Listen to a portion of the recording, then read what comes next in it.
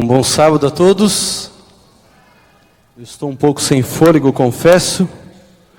Acho que todos nós nos sentimos muito abençoados com a presença do nosso irmão José Geraldo. É sempre muito bom começar a pregar depois de ouvir uma música de tão grande qualidade.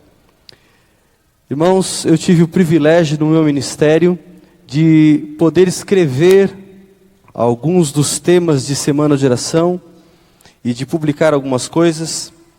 E sou grato a Deus por essa oportunidade, por usar os talentos que Ele me deu para pregar o Evangelho de alguma forma e ajudar os nossos jovens a ficar mais próximos do Senhor.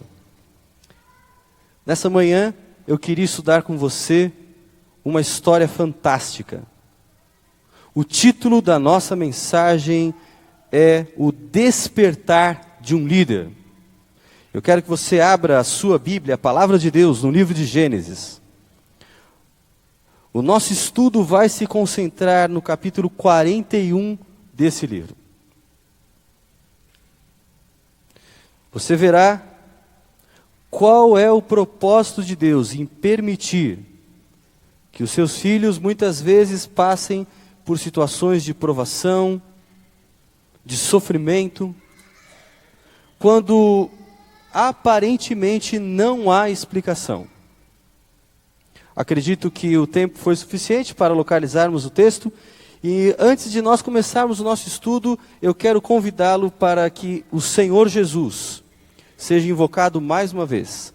E nessa palavra de oração, Deus Espírito Santo, o autor das Escrituras, seja aquele que nos ajude a interpretá-las também nessa manhã. Feche seus olhos.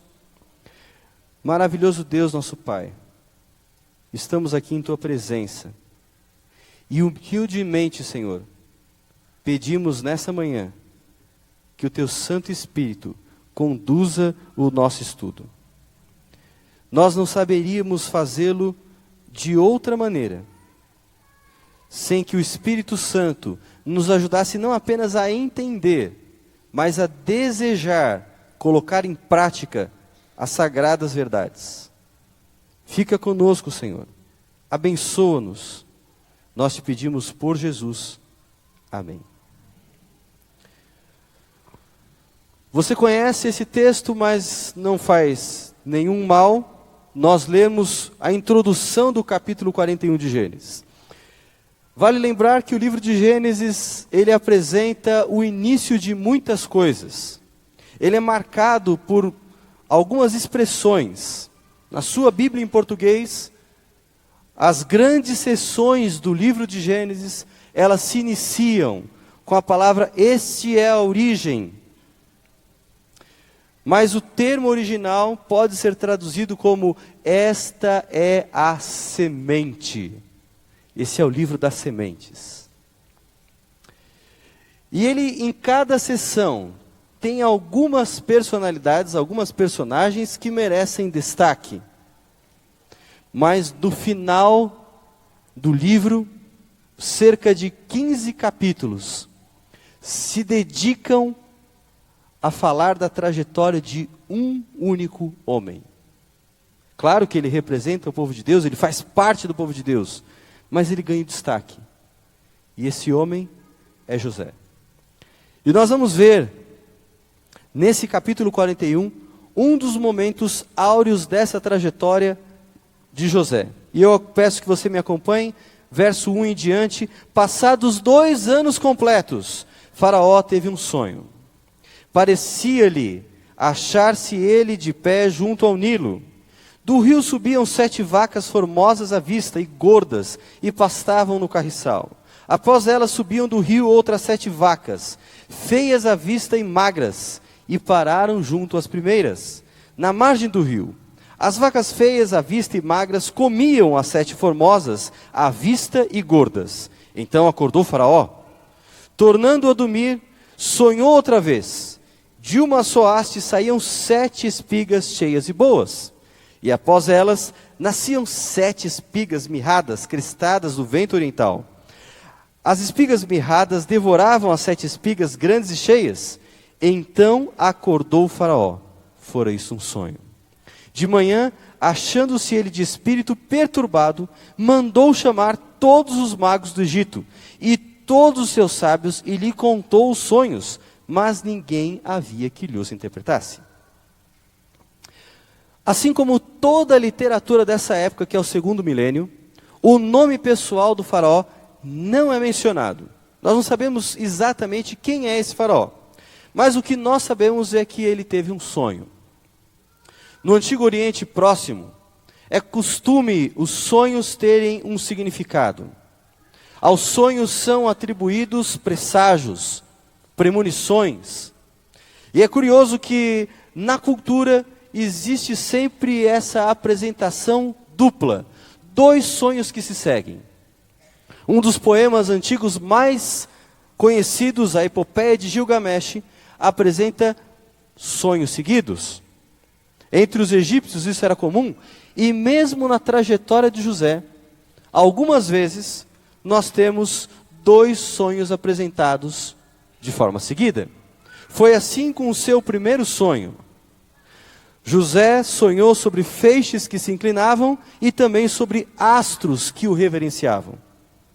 Quando estava na prisão, e ele ainda está na prisão, no início desse episódio, houve um momento em que dois homens também tiveram sonhos consecutivos. Então a história de dois sonhos é bastante frequente. E agora isso acontece com o faraó. O faraó tem dois sonhos. E ele sonha com alguns elementos bem conhecidos. A gente vê no primeiro sonho que aparece o rio Nilo. O Nilo, por si só, ele já é símbolo do poder egípcio. Mas Faraó também sonha com vacas. E vacas, na cultura egípcia, é um elemento importante. Pode simbolizar o Egito, o oceano primordial, a deusa Íris e uma série de outras coisas. Mas depois de sonhar com vacas gordas, belas, no sonho de Faraó aparece um segundo conjunto de vacas. Essas vacas, já para citar um elemento da cultura pop que está bem em voga, elas se parecem com vacas zumbis, feias, magras. O texto diz literalmente que elas eram más em aparência e com pouca carne. Essa seria uma tradução bem literal do texto. Más em aparência e com pouca carne. E numa cena de filme de terror, essas vacas devoram as primeiras. O faraó fica assustado, mas então ele tem um segundo sonho, dessa vez com espigas, que também estavam relacionadas à identidade cultural do Egito. No sonho de Faraó, a Bíblia diz que vem um vento forte oriental no verso 6, e aí surgem outras espigas mirradas que comem aquelas. E qual foi o resultado disso tudo? Depois de ter esse sonho duplo, como se sentiu Faraó? Qual foi a reação do monarca do mais poderoso império? A Bíblia diz, no verso 8, que pela manhã, ao acordar, Faraó se sentiu perturbado. E é interessante porque a palavra perturbado só vai aparecer 2 vezes mais no Antigo Testamento. Uma delas, num dos Salmos. E a outra, sabe onde? No livro de Daniel, capítulo 2. Onde você encontra outro rei que também tem um sonho de noite e acorda da mesma maneira. Parece que quando Deus dá sonhos para alguns reis pagãos, o resultado não é diferente. Eles acordam perturbados. E a semelhança de Nabucodonosor em Daniel capítulo 2, agora Faraó ele reúne a sua elite, aqueles que ele considerava dignos, aptos, que tinham know-how para interpretar o seu sonho duplo. Quando nós olhamos esse texto, vale a gente lembrar que naquela cultura daquela época, haviam vários estratagemas para você conseguir interpretar um sonho. Por exemplo, alguns acreditavam que se você pegasse animais, rasgasse a barriga deles e tirasse as vísceras, você conseguiria dessa forma interpretar sonhos. Outros acreditavam que era possível interpretar sonhos, ou presságios, ou sinais, através do voo das aves. Eles tinham várias técnicas milenares. Mas assim como Daniel 2, todas as técnicas dos entendidos, elas falham. Ninguém consegue interpretar o sonho de Faraó. Ninguém sabe nem por onde começar. Mas esse texto, ele agora avança e introduz um elemento interessante. A Bíblia diz agora, a partir do verso 9, que alguém tinha pelo menos uma pista do que fazer. E era um cidadão que trabalhava no palácio, o copeiro-chefe. O copeiro-chefe se apresenta a Faraó e diz: Faraó, olha, eu preciso confessar que eu cometi um lapso.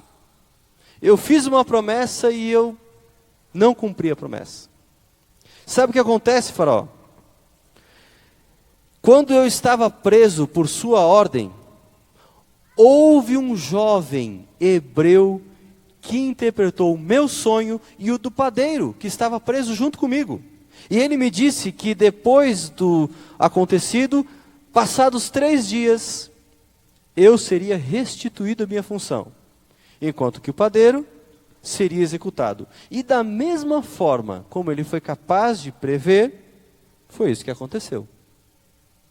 O faraó se interessa por esse jovem e manda chamá-lo. Você se lembra, José estava preso. Os sacerdotes haviam falhado.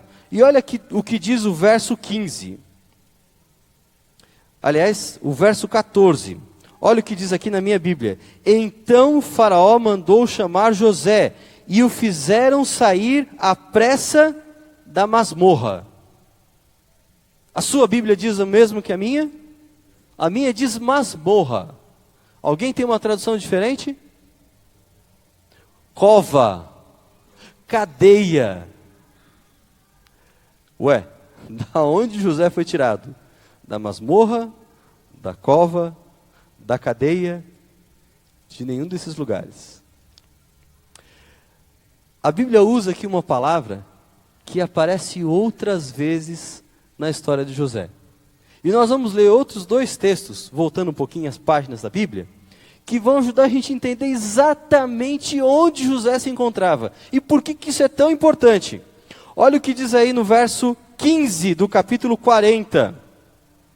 A minha Bíblia diz assim, que José agora, depois de interpretar o sonho do padeiro e do copeiro, ele apela para o copeiro. Bom, ele não podia apelar nada para o padeiro, porque o padeiro ia morrer dali a 3 dias. Então, a única pessoa que podia ouvi-lo e com quem ele poderia contar era o copeiro. E ele chega para o copeiro e fala o seguinte: olha, depois que você voltar para o palácio, faz alguma coisa por mim, porque a minha situação aqui é injusta. E ele resume rapidamente a história dele, e no verso 15 ele diz assim: porque de fato fui roubado da terra dos hebreus, e aqui nada fiz para que pusessem nessa masmorra, prisão, cadeia, e aí, cova? Tá difícil. Mas vamos ao último texto que vai esclarecer a questão. Gênesis 37, verso 24. José sai de casa, à procura dos irmãos em Siquém, descobre que eles não estão em Siquém, que eles foram para Dotã, anda mais 24 quilômetros, chega até onde estão os irmãos, e você sabe o que acontece. Os irmãos, invejando a condição de José, de ser o filho favorito, eles o jogam aonde? Olha o que diz aí o texto. E tomando, lançaram na cisterna vazia, sem água. Sabe onde José foi jogado? No poço. A mesma palavra. José não foi jogado na masmorra, na cadeia, na prisão. Ele foi jogado no poço. Ué, como assim? A Bíblia fala que ele foi colocado numa prisão. É verdade. Mas depois de ter servido a Potifar, depois de ter estado lá, e finalmente, devido ao episódio da tentação com a mulher de Potifar, por ter resistido a essa tentação, e ao mesmo tempo ser caluniado, Potifar envia José para a prisão. Mas José, ao contar a sua história, ele se refere a um poço. Para José, na sua experiência, parar naquela prisão era como voltar ao poço. Era o segundo poço na trajetória de José. O primeiro, literal, foi o poço onde os seus irmãos o haviam colocado. Mas agora, ele voltava para o poço. E foi de lá que Faraó o tirou, do poço. Se você acompanhar a história de José, ela é um movimento descendente. De filho querido a escravo, de escravo a prisioneiro. O texto que nós começamos a ler, capítulo 41, ele já se inicia dizendo que do ponto em que nós havíamos parado, 2 anos se passaram. Depois de interpretar o sonho do copeiro e do padeiro, achando que definitivamente havia encontrado alguém que pudesse ajudá-lo, José teve que esperar ainda mais 2 anos. 2 anos no poço. 2 anos na condição mais baixa. Mas o que é interessante nessa história que nós podemos acompanhar é que em nenhum momento José foi desamparado, porque seguidamente o texto bíblico reforça que Deus estava com José. Deus estava com José quando ele foi vendido pelos seus irmãos. Deus estava com José na casa de Potifar. Deus estava com José quando definitivamente ele foi jogado na prisão. E Deus agora agia em favor de José. Verso 15, Gênesis 41, voltando onde nós estávamos, verso 15. José é tirado da prisão, ele sai da experiência do segundo poço, agora ele se apresenta a Faraó e Faraó lhe diz: tive um sonho e não há quem o interprete. Ouvi dizer, porém, a teu respeito, que quando ouves um sonho, literalmente, quando escutas um sonho, pode interpretá-lo. É interessante que quando você olha para os patriarcas da Bíblia, em algum momento eles têm experiências proféticas. Por exemplo, quando Deus aparece para Abimeleque e diz assim: devolva a esposa de Abraão. Fala assim, mas ele falou que era só a irmã dele. Tudo bem, mas ele é mentiroso, mas ele é meu profeta. Deus chama Abraão de profeta. Jacó teve um sonho profético. Era muito comum na experiência desses homens de Deus a profecia. E o mesmo acontece aqui com José. E José então, ele se apresenta a Faraó e ele diz assim, verso 16: não está isso em mim, o interpretar o sonho, mas Deus dará resposta favorável a Faraó. Deus dará resposta favorável a Faraó. Literalmente o texto diz assim: Deus dará shalom a Faraó. Shalom é uma palavra na Bíblia que tem muitos contextos. Pode ser paz, pode ser harmonia, pode ser saúde, pode ser o desejo de bem-estar. O que José está definitivamente dizendo para Faraó é o seguinte: Faraó, você pode estar perturbado com o sonho, mas saiba que o Deus a quem eu sirvo vai lhe proporcionar um bem-estar. O que Deus lhe mostrou é para bem. Deus vai conduzir as coisas para um resultado favorável. E então, Faraó conta todo o sonho, o duplo sonho para José. E depois de ouvir o sonho de Faraó sobre as vacas magras que eram canibais e sobre as espigas que devoraram as outras, José então começa a explicar que esse sonho, na verdade, tinha um só significado. E você conhece a história? 7 anos de muita abundância, de muita fartura, de superprodução, seriam seguidos por 7 anos de completa miséria, de penúria. E José, depois de interpretar corretamente, auxiliado por Deus, o sonho de Faraó, ele não apenas decodifica a profecia, mas ele oferece ao mesmo tempo uma solução para esse problema da crise. Ele diz aqui: a partir do verso 33, agora, pois, escolha Faraó, um homem ajuizado e sábio, e o ponha sobre a terra do Egito. Faça isso, Faraó, e ponha administradores sobre a terra, e tome a 5ª parte dos frutos da terra do Egito nos 7 anos de fartura. Ajuntem os administradores toda a colheita dos bons anos que virão. Recolham cereal do poder de Faraó para mantimento nas cidades e o guardem. Assim o mantimento será para abastecer a terra nos 7 anos da fome que haverá no Egito, para que a terra não pereça de fome. Pronto. Aqui estava a interpretação. Faraó, vai acontecer isso. Mas José também deu um plus. Essa é a interpretação, mas de bônus eu vou dar a solução para o seu problema da crise.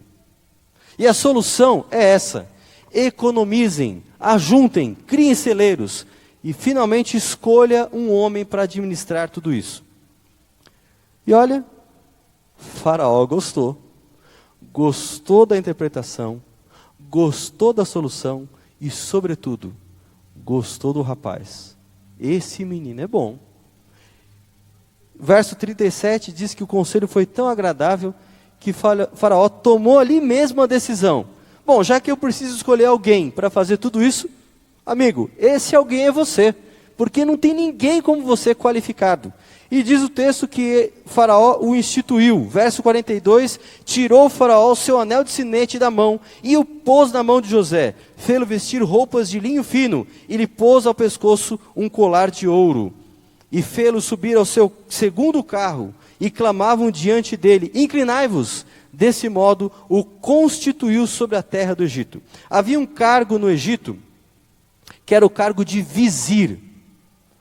Se você quiser comparar, é mais ou menos como um primeiro-ministro nos nossos dias. Não quer dizer, com isso, que José mandava em tudo abaixo de Faraó. Alguns sugerem que José ele tinha uma função parecida com o céu de uma empresa. Assim como existem várias áreas, ele era como se fosse um diretor adjunto de Faraó para aquele assunto. Então, dentro do comitê de crises do Egito, crises futuras, José era o presidente desse comitê, mas se reportava a Faraó, enquanto havia, naturalmente, outras áreas no Egito para serem administradas por outras pessoas. Seja como for, o fato é que José, praticamente, do dia para a noite, saiu da prisão para ocupar uma posição importante numa grande nação. Talvez o caso contemporâneo que tenha um paralelo com essa situação seja o caso de Nelson Mandela, que ficou décadas preso e praticamente deixou a prisão para ser eleito presidente do seu país. Mas o que é mais curioso no final dessa história, José, ele demonstra que ele é inteligente e que ele é sábio, que ele consegue lidar com a crise, que ele tem know-how para administrar a situação. E não é só isso. Faraó, ele percebeu exatamente qual era o ponto. A Bíblia diz, no verso 38, acharíamos porventura homem como esse, em quem há o Espírito de Deus? Em todo o Antigo Testamento, a expressão Espírito de Deus aparece em 2 lugares. Lá em Gênesis, quando fala que o Espírito de Deus pairava sobre as águas, no comecinho de Gênesis, e aqui no finalzinho de Gênesis, quando fala da capacidade, da habilidade que José tinha em liderar e resolver problemas. O Gênesis começa com o Espírito de Deus, e nos seus capítulos finais, ele mostra o Espírito de Deus novamente. Lá, no comecinho, o Espírito de Deus como agente criativo. O Espírito de Deus participa da criação do mundo. Aqui no finalzinho, o Espírito de Deus liderando, influenciando, capacitando pessoas para fazer a obra de Deus. E é interessante porque agora José ele ganha não só uma função nova, mas ele ganha uma casa nova. Ele vai para a cidade de Helópolis, que ficava mais ou menos a 7 milhas, quase 10 quilômetros, a nordeste do Cairo.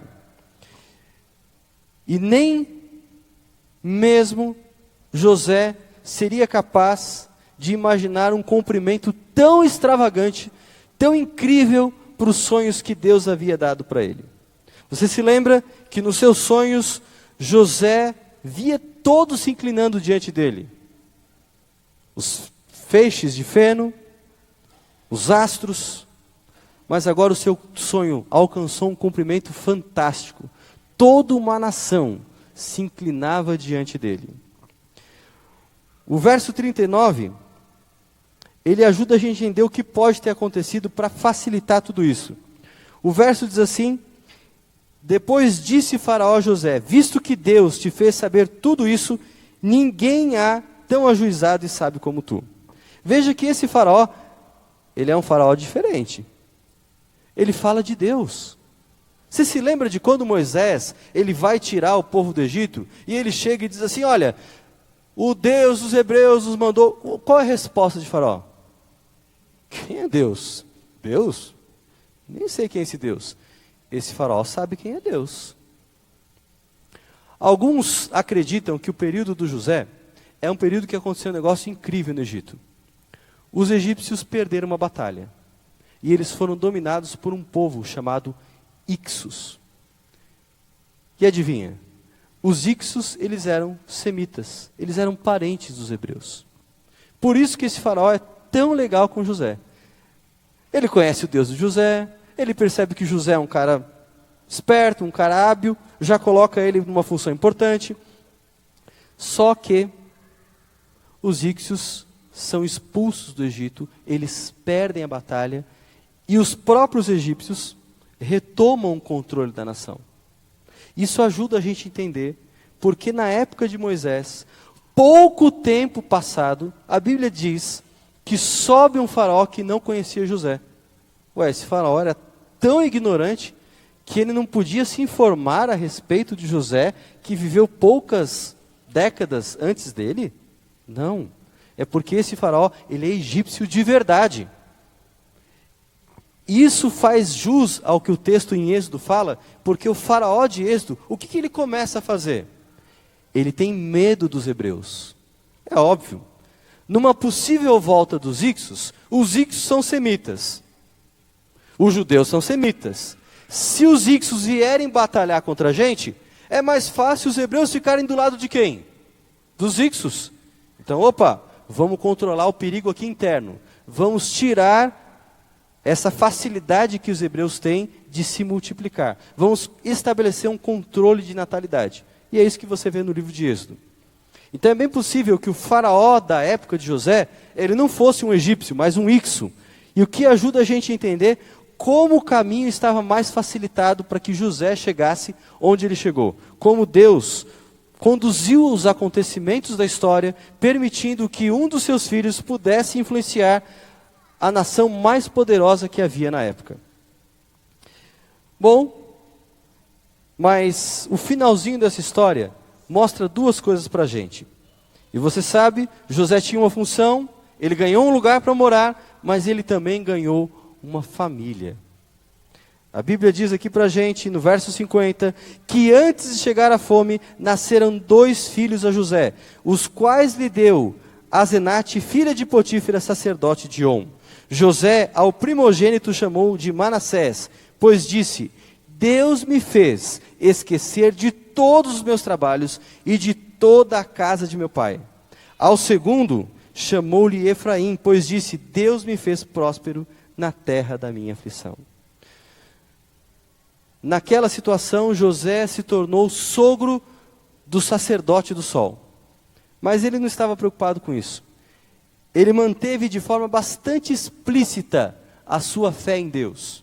E isso dá para a gente ver pela escolha do nome dos seus filhos. O que ele queria dizer com isso é que Deus lhe deu esquecimento dos sofrimentos e ao mesmo tempo fertilidade, abundância de bênçãos. José, ele sai da casa de seu pai, vendido pelos irmãos, com cerca de 17 anos. E sabe o que acontece? 22 anos se passam até ele reencontrar os irmãos. 22 anos. A gente lê a história em poucas páginas e pensa que foi rápido. 22 anos. Sabe por que Deus permite que você passe por situações adversas? Sabe por que Deus aparentemente não se importa quando coisas ruins acontecem com você? Porque Deus prepara os seus filhos para momentos-chave. Porque Deus cria em nós resistência, resiliência, condições para estar no lugar certo na hora certa. Aquele José que saiu da casa dos seus pais, um menino mimado, tratado com leite com pera, jamais poderia se apresentar diante de Faraó da forma como ele se apresentou e ocupar um espaço que era necessário. Deus tinha que moldar José. Deus tinha que lapidar José. E como José não foi o único caso na Bíblia em que Deus fez isso, é bem provável que Deus continue fazendo isso na vida de pessoas. E eu me arrisco a dizer, se algumas coisas parecem estranhas na sua vida, se algumas coisas que você jamais imaginou serem possíveis que acontecessem, estão acontecendo, e você tem mais perguntas do que direções, fique atento, porque Deus está usando em você o mesmo método que Ele aplicou na vida de José. Deus está conduzindo você para colocá-lo onde Ele espera que você esteja. E durante esse processo, mais importante do que ter respostas, porque José não tinha, em muitos momentos, é confiar em Deus. É deixar que Deus mostre no tempo dele o que Ele espera. E estar preparado, aprendendo as lições que sutilmente Deus vai plantando. Nós vamos ouvir uma mensagem musical agora. Mas enquanto você estiver ouvindo essa música, eu quero que você ore ao Senhor e se pergunte: Senhor, o que o Senhor espera de mim? Senhor, qual é o teu plano? Eu não posso responder essa pergunta, mas Deus pode. Deixe Deus ser Deus. Ore ao Senhor. E no final, eu quero orar por você.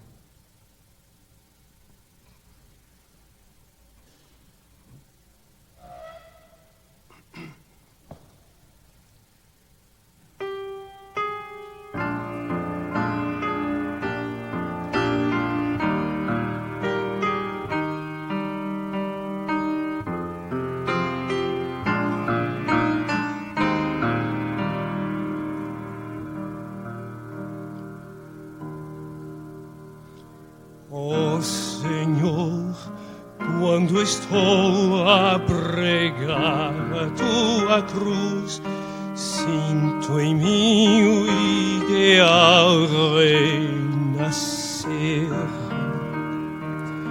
Em prazer sinto a fé superior. Meu Jesus, vibra um hino de amor em meu ser. Se ao teu lado eu trabalho, é melhor meu viver. Cristo conta comigo agora, pois meu ser se alegrou em mostrar a tua cruz ao mundo que não tem Jesus.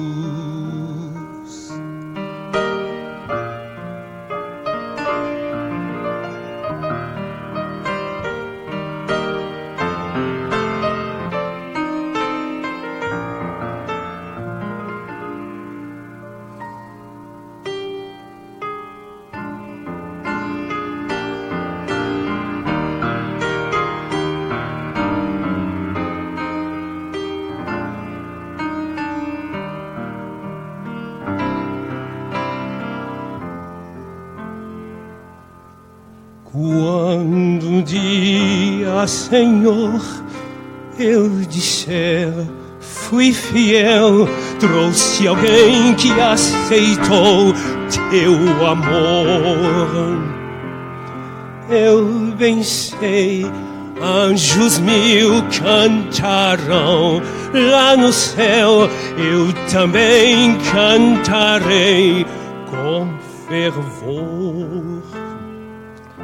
Se ao teu lado eu trabalho, é melhor meu viver. Cristo conta comigo agora. Pois meu ser se alegrou em mostrar a tua cruz a um mundo que não tem Jesus. Pois meu ser se alegrou em mostrar a tua cruz a um mundo que não tem Jesus.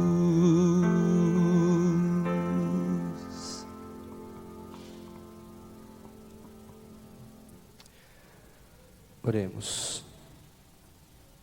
Senhor nosso Deus,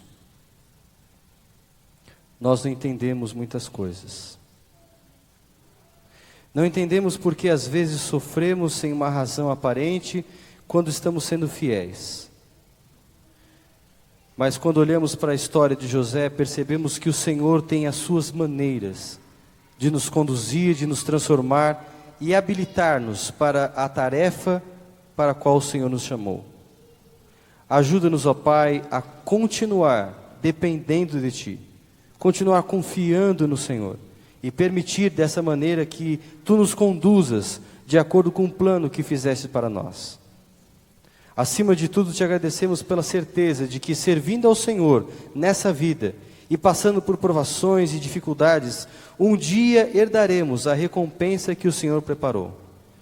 E ali, ó Pai, diante do Senhor, nós só teremos palavras de gratidão, expressão de alegria, porque o Senhor fez o que fez da forma como fez. Obrigado, Senhor, por tudo que o Senhor fez, por todas as coisas que o Senhor traz para nós, sejam elas boas, felizes, ou mesmo permitindo as dificuldades. Ajuda-nos a envolver-nos com a Tua causa, envolver-nos com o Senhor mesmo, a fim de usufruirmos dessas experiências e crescer espiritualmente. São as bênçãos que nós te pedimos, ó Pai, em nome do Senhor Jesus. Amém, Senhor. Amém.